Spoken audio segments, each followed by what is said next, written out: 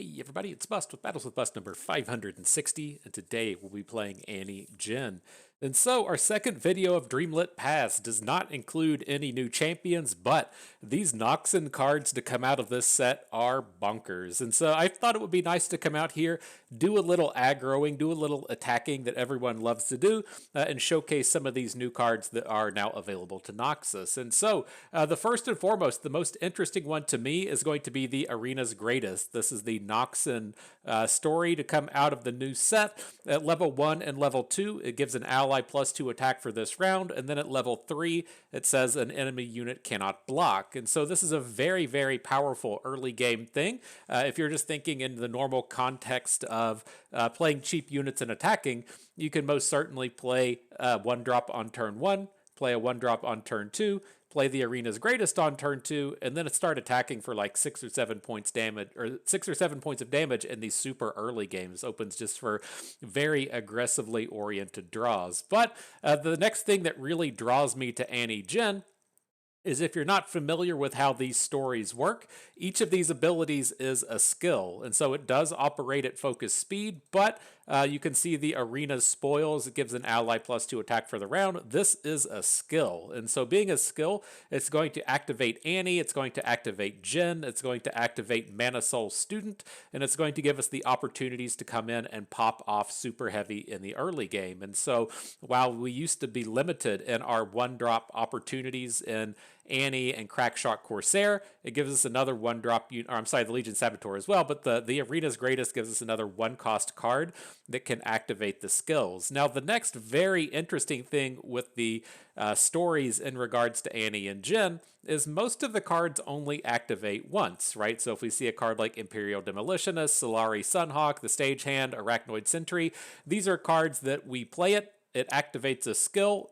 and then it's done. We don't get to activate it anymore. But the Arena's Greatest gets to activate 3 times, giving us multiple opportunities to level up that Annie and level up that Jhin. And it also gives us the opportunity to perhaps activate a skill at focus speed and then use it before we attack. And so if we're looking to level up Annie in the middle of combat, it makes that a little bit easier. If we needed the Mana Soul Student to pop right at the start of the turn, we can use it that way as well. And then it also kind of ties in nicely with the Mana Soul Student activating Pirouettes. And so lots of very, very powerful and interesting combos kicking out of the Arena's Greatest. The other one out of the new set that I'm very interested in is the Blighted Battle Axe. This card is completely baffling to me. The way that I started out with Blighted Battle Axe was I saw that it had Gloom, and so I started trying to use that with Vex, right? Vex wants you to do a bunch of glooming, and this is a very interesting way to get gloom in that it applies it to your own units, and you don't have to play a bunch of cards to do it. And so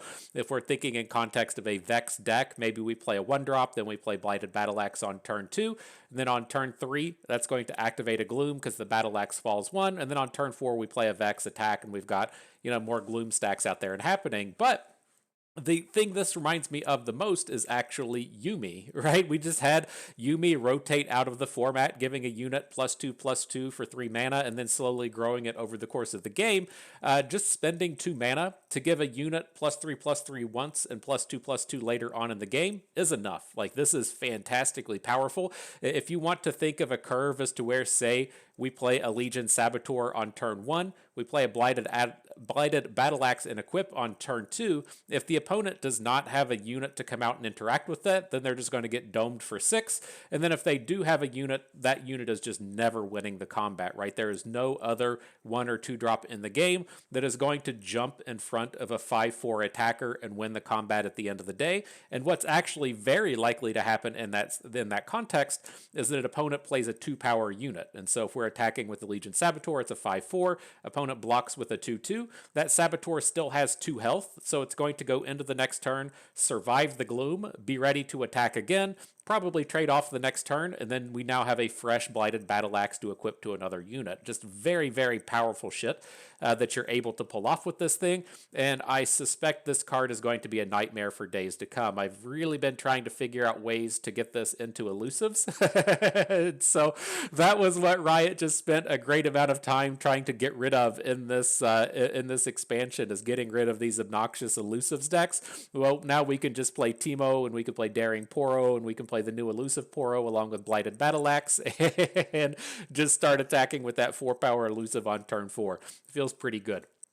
But nonetheless, to come back to the context of Annie Jhin, this is why you're seeing a much more one-drop heavy lineup than you would typically see with Annie Jhin. We have the full collection of Crackshot Corsairs, Saboteurs, and Annies, but then we are also including the Elegant Edge. Elegant Edge is a very interesting unit here in the sense that Gloom is a popular mechanic, so it's a very frightening place for 1 health units to be. So I don't want to play a card like Precious Pet, because Precious Pet dies to 1 Gloom stack. The Elegant Edge able to survive through 1 stack of Gloom. The Fearsome keyword here is quite good for loading up the Elegant Edge with the Arena's Greatest bonus. That almost guarantees that the unit is able to punch through for damage in the early turns of the game, and it's another fantastically strong unit for the Blighted Battle Axe. The last kind of component to the Elegant Edge is it is tough enough to survive a hit from the Imperial Demolitionist, and so if we are playing units like Precious Pet, we would then have 8 1-drops that all die to the Imperial Demolitionist. This allows us to more frequently play the Demolitionist on turn 2, since we would have a target with the Elegant Edge. It does get some minor combos in terms of actually activating that Plunder. We can hit with Jhin's Lotus Trap, we can hit with Mana Soul Student, so we have a few ways to actually hit the Plunder, but that is not why the unit is really here. It's here as a very synergistic play with our Arena's Greatest and with the Blighted Battle Axe, and then having some minor synergies with things like Imperial Demolitionist, having some synergies or anti-synergies, if you will, with the Gloom mechanic that's so popular right now. Last but not least, we do have a big old bunch of stuns within this deck. We've got the 3 Sunhawks, the 3 Stage Hands, and then 1 copy of Arachnoid Sentry, which is now back to being standard legal. These are all cards that play fantastically with the Arena's Greatest. If you've ever played with Annie Jhin or played against it, you should be familiar with these scenarios to where the opponent just double stage hands you, you don't have any blockers, and you immediately die. This does tie into some more of these big draws with the Arena's Greatest, to where we can say stun a unit with the Sunhawk, stun a unit with the Arachnoid Sentry, set it to where the 3rd unit can't block, and then we just crash in and kill our opponent. Very, very powerful synergies with the Arena's Greatest, tying in with these stun-based bros. And so that's it. That's the deck. That's what we're doing battle with today. I did notice, I'm not certain why Riot did this. This is crazy news to me, right? If you go and look at the skins, Jhin's got 5 skins now, right? Why didn't they just stop at 4? The magical number for Jhin being 4, but the Empyrean Jhin is a new one released here with this set. And so I assume Jhin is very popular. He might be the most skinned champion at this point. I'm not certain if anyone else has gotten up to 5, but the dude focused in on the 4s, rolling up to 5. Very, very suspect choices made there. All right, let's dive into battle. We've got a 1-drop in hand. We'll hang on to it just to make sure that we have one, and then we'll see how the things progress from here. I'll ideally be able to get the deck tracker on the screen here before long. I know it's a little unfortunate to not have it up. I got the Runeterra AR tracker to work a while ago, and now I'm kind of back to a spot to where I've reinstalled it and I can't get it to work and show up on the screen, and so I'm going to have to do a little bit more in terms of what's going on there to try and get it up and running. Okay, so annoying stuff with the 2-3 coming down onto the board. How do we want to handle this? I'm not familiar with the Dragon Allegiant. I know he was in the game, but it's been a while since we battled against it. We have a lot of options here in what we want to do. I'm kind of leaning towards just Arena's Greatesting the Legion Saboteur and getting an attack in this way, and then just leaving Annie at home. We'll get a little bit more Annie value later on in the game. We could have looked to have put the bonus onto Annie, And then she could have potentially traded in combat with the Allegiant, but it still gives the opponent the option to value block the Saboteur, and it just doesn't work out that nice. But it is kind of an interesting space. It could have been another spot where it would have been good to maybe just get the Elegant Edge on board, get that fearsome unit up and running so it's not falling to the skills, but that might have been a little bit too aggressive. So one thing to note here, we're not going to do it. It feels like this game's going to drag on for just a little bit, but you can look to Arena's Greatest on the opponent's turn, and so we could potentially Arena's Greatest onto Annie here. Not really interested in that. We're about to just get completely domed this game. I'm not familiar with this sequencing, and we're really falling behind with what's been happening in this state, but did have a couple of options in that space. I guess we'll just bank the mana at this point. We're going to have to get into kind of like a grind fest to where we can maybe get a lot of Jhin damage to the face. But this certainly helps, right? Picking up the Jhin in hand. And so we should be able to just use the Arena's Greatest and then save the stage hand for our next attacking round. So I'm going to put the spoils onto the bird. I would suspect at this point that if opponent's going to play something like single combat, they would prefer to kill our Saboteur that has the skill ability up and working for it. And so we'll just do a little bit of protecting onto the bird so that if he does have a removal spell for it, then we should be a little bit safer.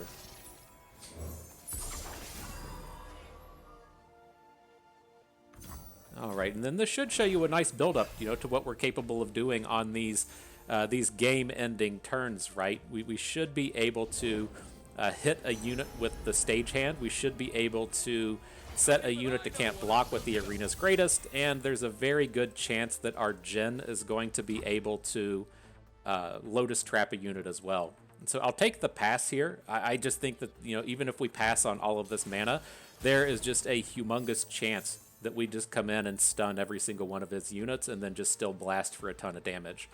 So we'll play Jhin. We would love to see the opponent just drop a big, meaningless unit onto the board. Want to see him put some rando 6th-cost dragon down that doesn't really do anything, right?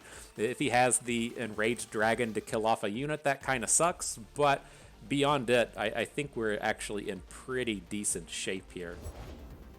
Yeah, no idea what this thing is. What's this?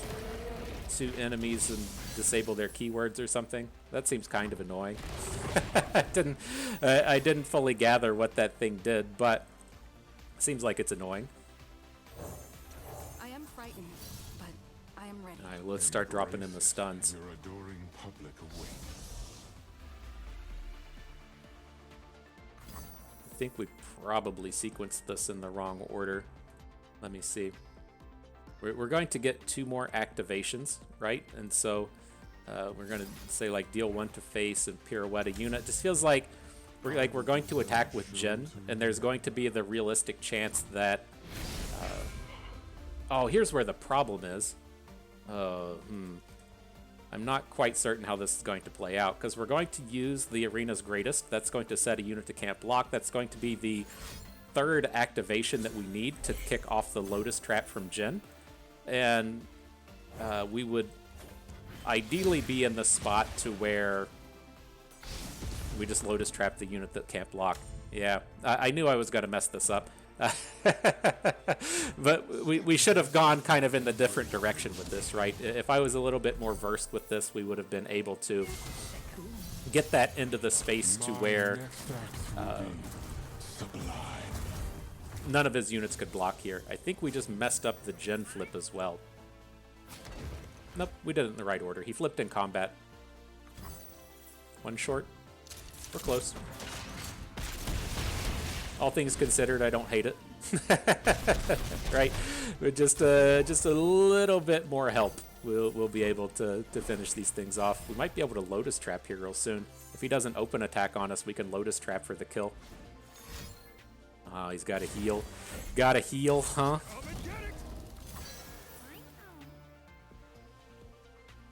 Okay.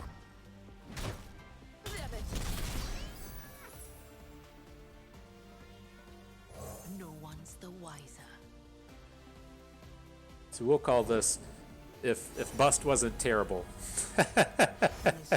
If Bust wasn't terrible, we would have been able to do a little bit better here.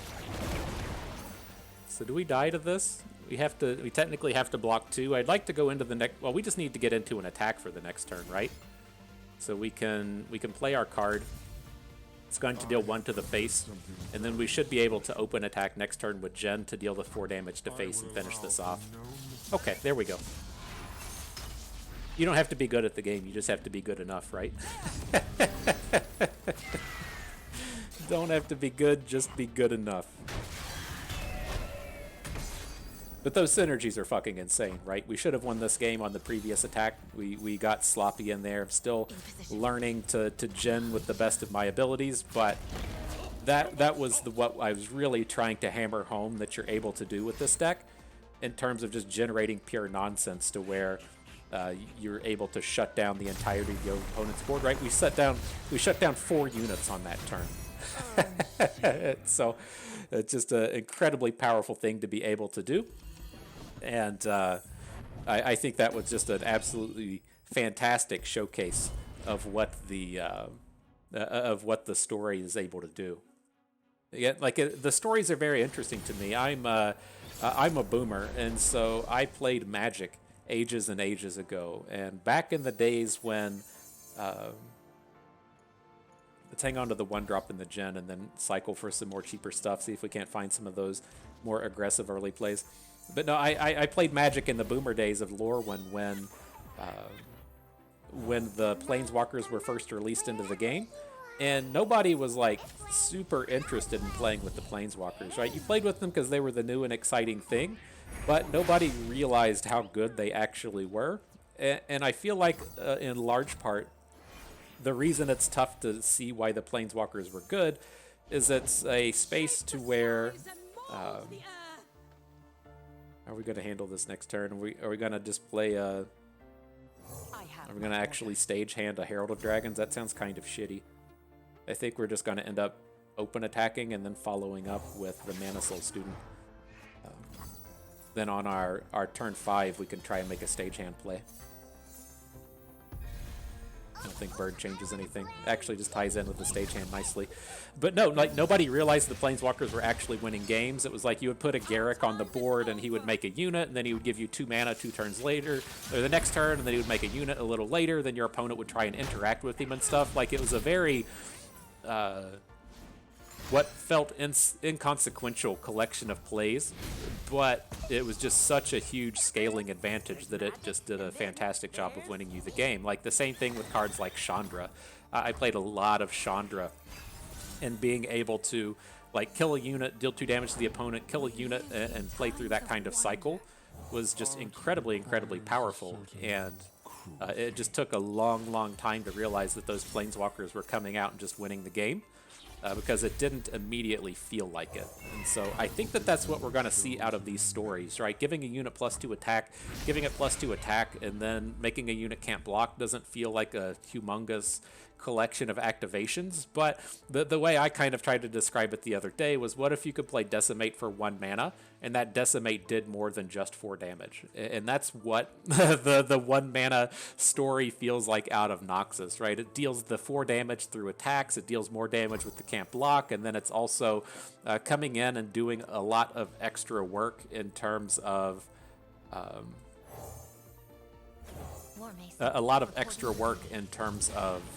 like activating Annies and Jhins and stuff. And so it seems very powerful to me. But here I went ahead and chose to use the Imperial Demolitionist. Like it seems like he's slow playing a big Morgana or something here, some big unit. That's completely fine.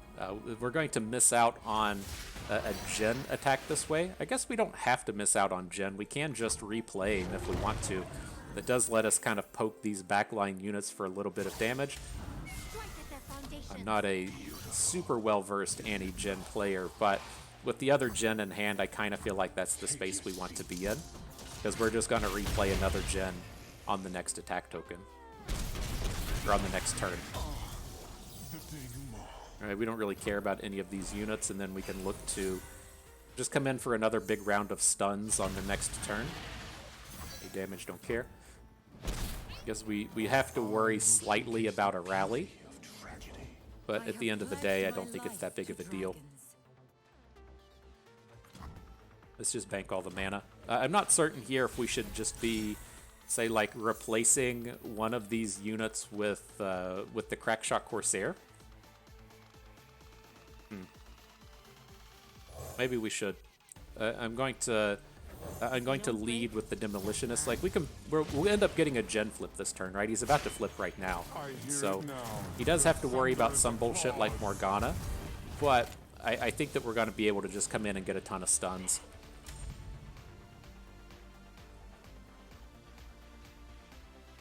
Right, so here's stun number 1 with the Lotus Trap. We have the Stagehand in hand. I don't think we're going to... We don't have the capability to get up to 3... to get up to the 3rd ability here, but I think this is okay. So yeah, he has to hush our Jhin, otherwise he would just die in combat.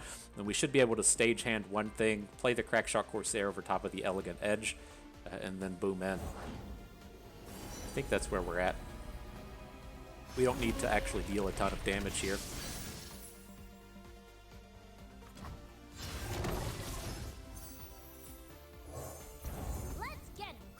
Let's get him, crew. So we'll stun down the big unit, so if he does come in and block, we should be killing most of his stuff in combat here. But it does look like if he blocks our 3 bigs, then we'll be getting a lethal in, right? So he's got 3 blockers. If we get in with the 3 units to the left, it's enough for a kill. Zinged him. Look at those mathematics. Everybody's watching this video going, God damn, Bust, when did you get so good at math? And boy, we've been playing all that Balatro, you know? Playing Balatro, trying to do a mathematics on that. That was fucking annoying. I didn't like that aspect of Balatro whatsoever. Sitting around trying to fucking count up the value of the hand that you're about to play. Fuck that. Like, this, it's so ridiculous how far ahead Legends of Runeterra has taken gaming. It's like a tragedy that this game has been so close to failure. Like, the Oracle's Eye is one of the most fantastic features in a card game ever. And it is just, like, like, it doesn't get any credit. Like, whatever nerd at Riot was like, ooh, this is a good idea. Let's put this little thing on here so you don't have to sit around and fucking count what's about to happen. You deserve so much, my dude. You deserve so much. Or my lady, whoever came up with that. Lady. tip my fedora to my lady out here putting the Oracle's Eye into the game. So appreciated. All right.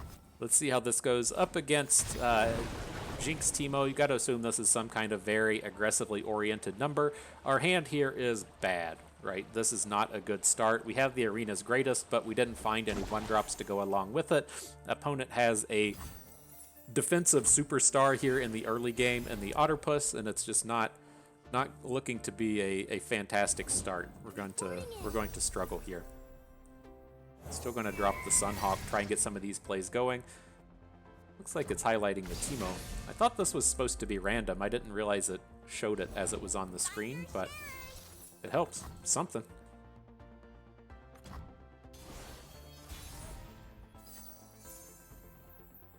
Alright, so how do we go about this? I unfortunately think that we're going to have to pirouette the Teemo out. Yeah, this just feels so bad to have to do that kind of nonsense. And we're getting literally nothing out of the Arena's Greatest. This has been a very big shutdown in terms of its usability.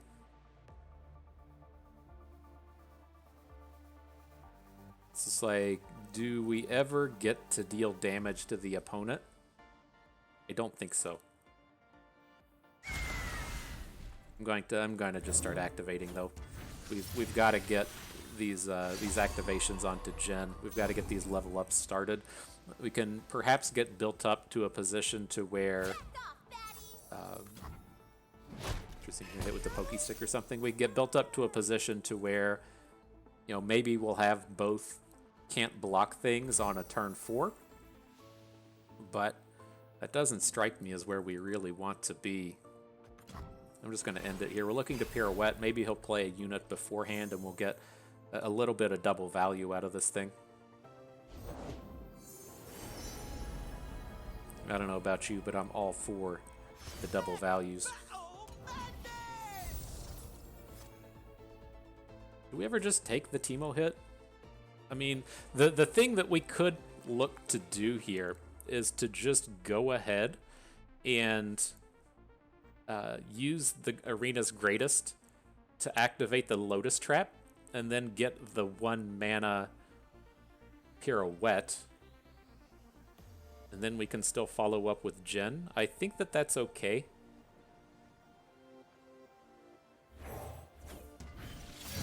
Oh, hang on. That's not as okay as I wanted it to be. This is one of these spots that takes me a while to figure out as to where the Lotus Trap counts as our activation for the turn. Now, I guess it is kind of interesting in the sense that we've made this big unit, and the big unit is a good block on the Arena Promoter. But this is not the way I intended for this to go. I still have in my head that the Lotus Trap operates at burst speed, and that's not the case. That's not the case. Interesting. Could have done that with the trap on the stack.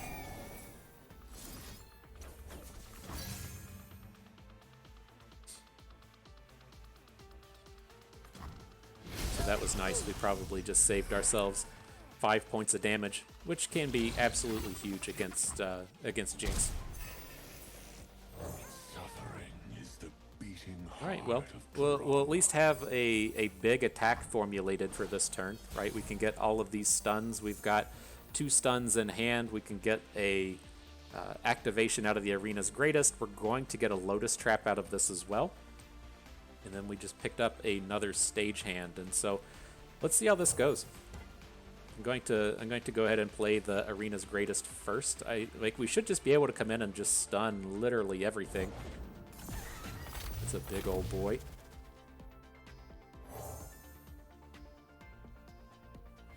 I am frightened, but I am ready.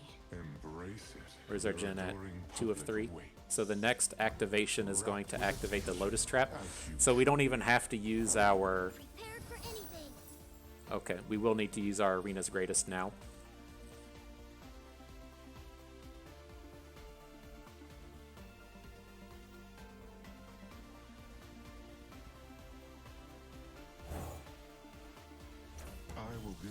How's this sequence out?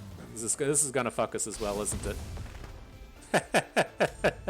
This makes 2 games to where we've did it wrong. I had in my head that we were going to be able to can't block. Yeah, I should have just put can't block onto the Arena Promoter. What I wanted. Oh my gosh, we would have just had like the fucking lethal, wouldn't we?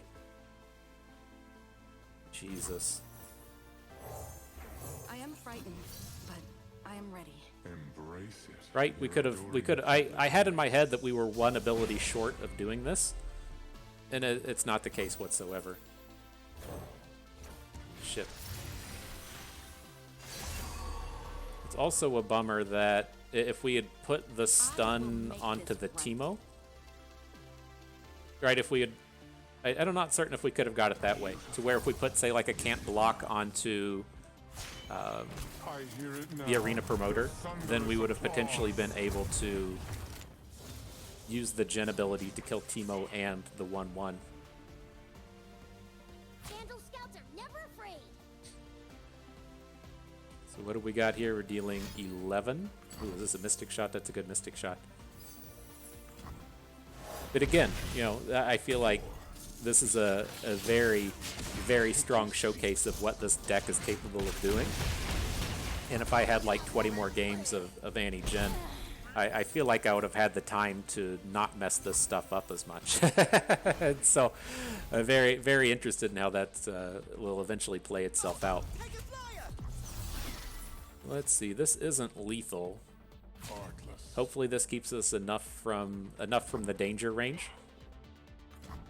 I'm not certain what removal spells are still within this format. Feels like 6 health is kind of safe.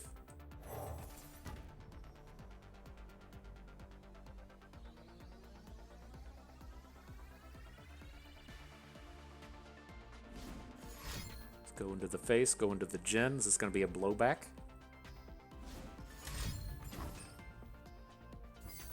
Okay. I will build I'm gonna start activating stuff. I wanna get our Arena's Greatest up to can't block mode. Feels like we're about to get popped by a blowback. Made it that far. Okay. Well, let's see what we can do. This way, killing blooms into our flesh. Got some stuns on those dum-dums, huh? Dude's bringing out the emotes. Did you get a good draw, my friend? Did you hit what you needed?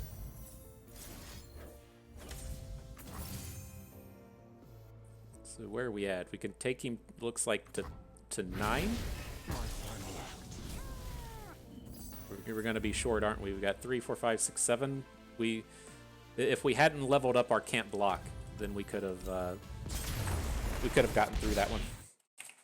Good stuff, though, right? Good stuff. Seeing that damage be so close.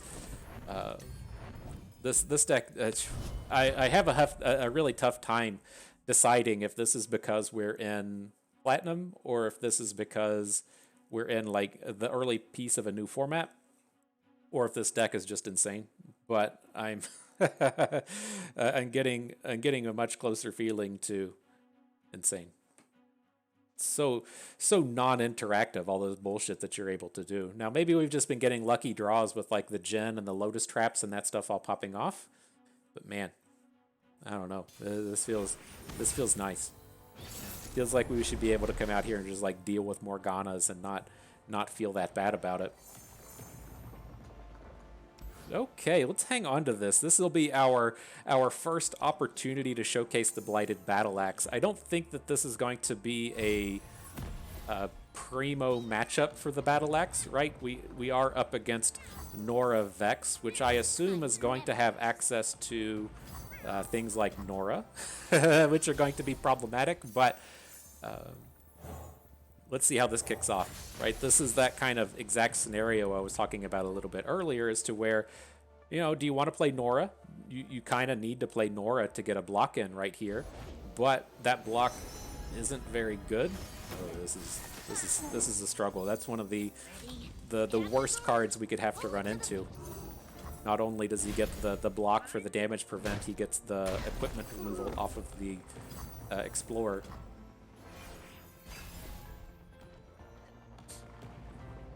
So many greats on the team. To have misplaced my self. So how do we feel about this? I think I'm just going to go ahead and take the stun. This is just a very awkward hand with 3 copies of the Arena's Greatest. We'd feel more okay with it if we had a fearsome unit, but not quite the case.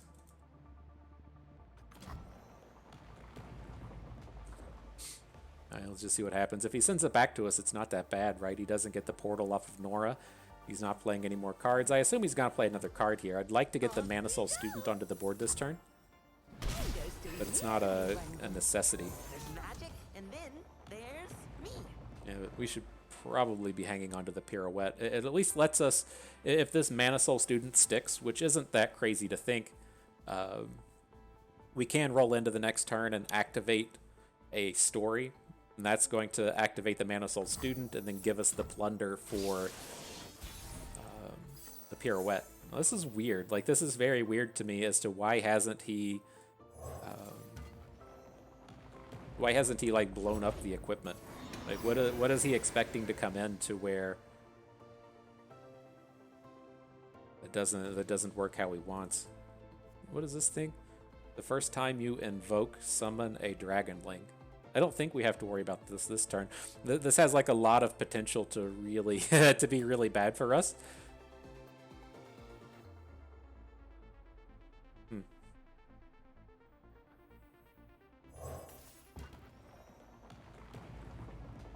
Probably should have activated the Arena's Greatest first. Let me go ahead and do this.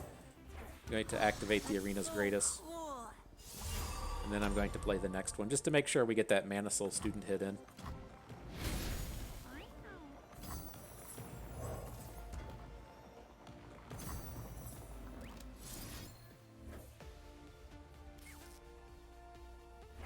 Let's do this. I'll drop the stun onto this Dreamer thing. I am a little bit worried about this thing sticking around, right? This does seem like a kind of problematic unit. But at least as it stands at this point, his Norra can't kill any of our attackers here. So why not just send it for 12, right? 13 once the once the Crackshot Corsair gets his ping in. I've got us covered. This isn't the way.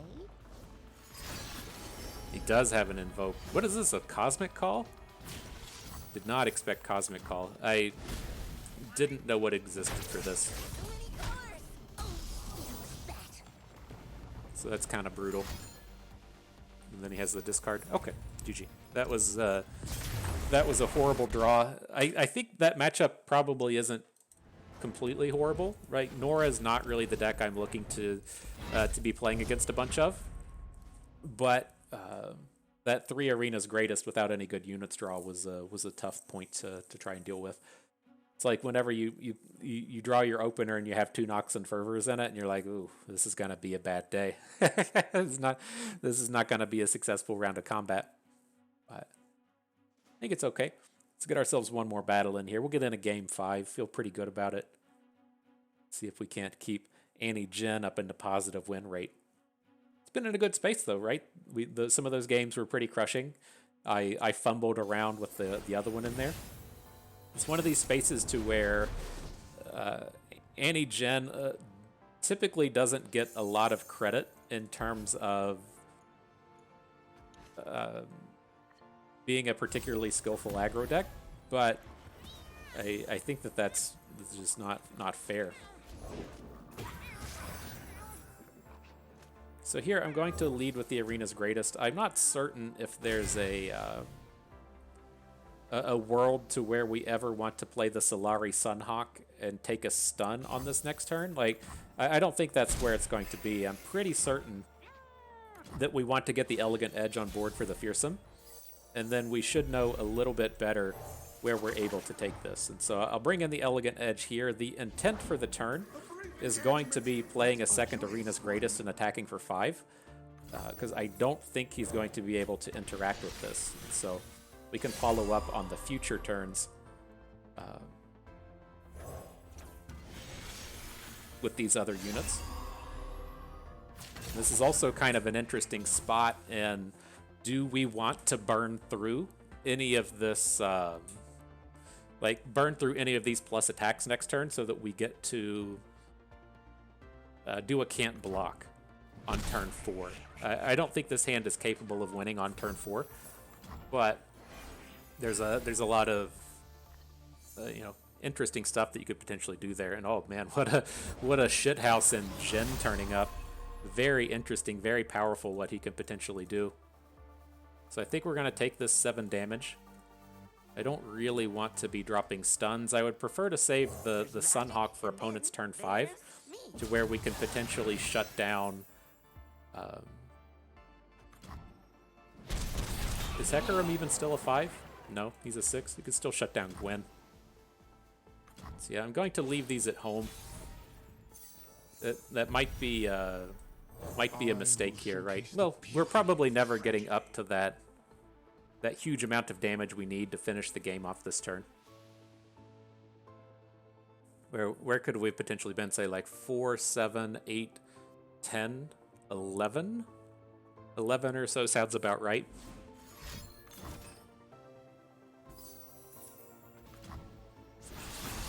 Tell you what, these dragon ambushes and shit are fucking annoying. Why is everybody out here playing all of these lifesteal cards? I have prepared something very special.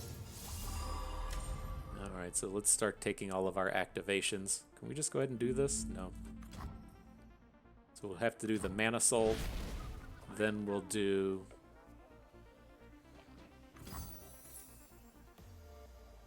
I'm just going to load everything up on the Elegant Edge. We're going to drop the stun onto the Boisterous Host, and then if he blocks with the Apprentice, I think I'm okay with that. I'm curious if on like the previous turn we shouldn't have blocked this Boisterous Host.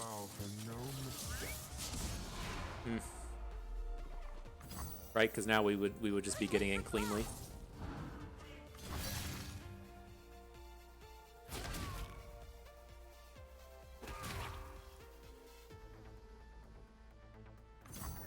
Okay, I think this is fine. We lose our Jhin this way, but his board is completely gone, and then we should be able to Sunhawk whatever his play is.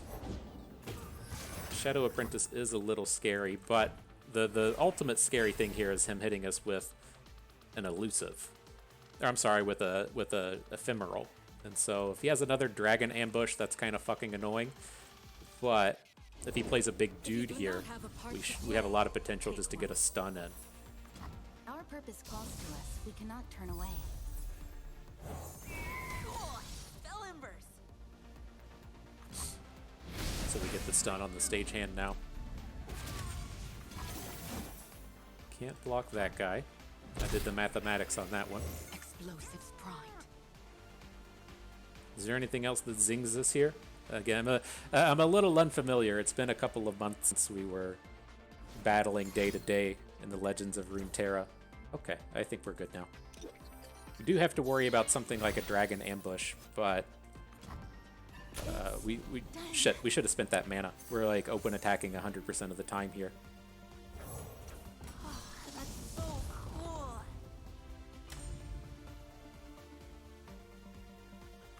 Oh man, this thing happened again as well. I forget that that's a thing, to where we do the can't block and then we don't actually get to use our unit. I think that we're still fine here. We've got a bunch of mana and stuff back.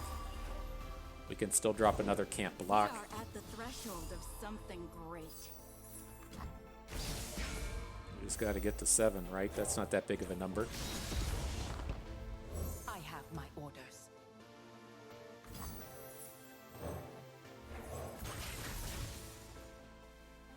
Needs another card.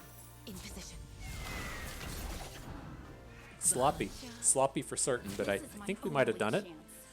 Needs a sleep or a removal spell or something to take one of these units down. Doesn't have it. GG. Well played. We can pull this up, talk about it a little bit more. And so, yeah, that was good stuff. A good set of games. I think that got to really illustrate a lot of the new stuff, a lot of the new cards that are available here to Annie Jhin. And again, I think these cards are just exceptionally strong. To me, adding in a card like the Story with the Arena's Greatest, this is the kind of place where I feel like it's really going to shine. Now, don't get me wrong, I am very interested in trying these cards in like a Darius Nar style Freylordian Overwhelm deck. I think we're going to find a lot of homes for these various stories.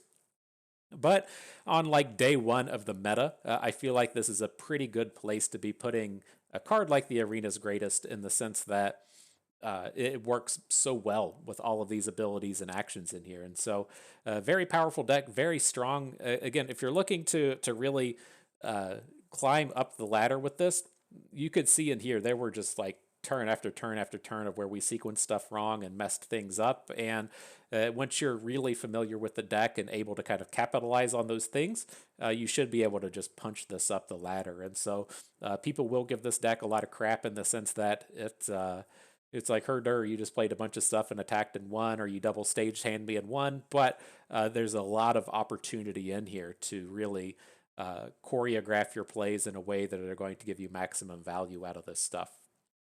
And so, as far as the deck itself, I do like where this is at. You could probably tweak a couple of the numbers, like a Arachnoid Sentry feels a little bit expensive. 2 Blighted Battle Axes may be too many, but at the end of the day, I think it's in a good spot.